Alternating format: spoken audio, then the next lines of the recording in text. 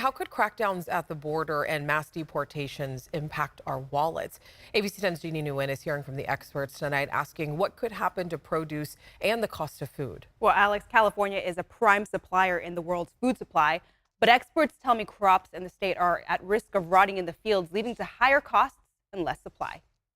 We supply 60% of the leafy greens that our nation consumes on a daily or monthly or annual basis. Norm Groot with the Monterey County Farm Bureau represents farm workers and ranchers.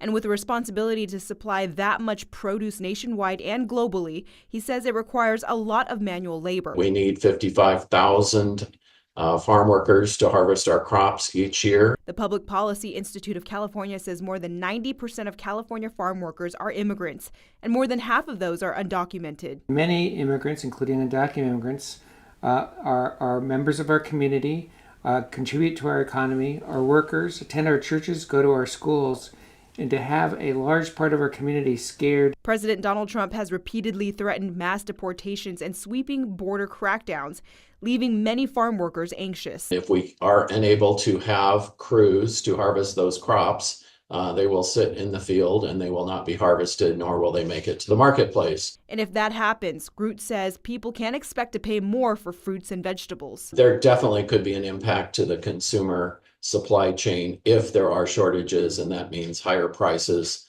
through supply and demand. Right now, Groot says crops are not being produced because of the winter season.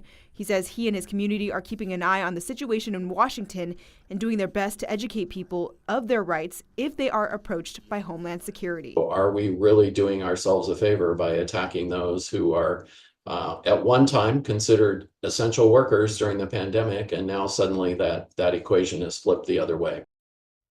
The UC Davis Immigration Law Clinic does provide resources to people without legal documentation.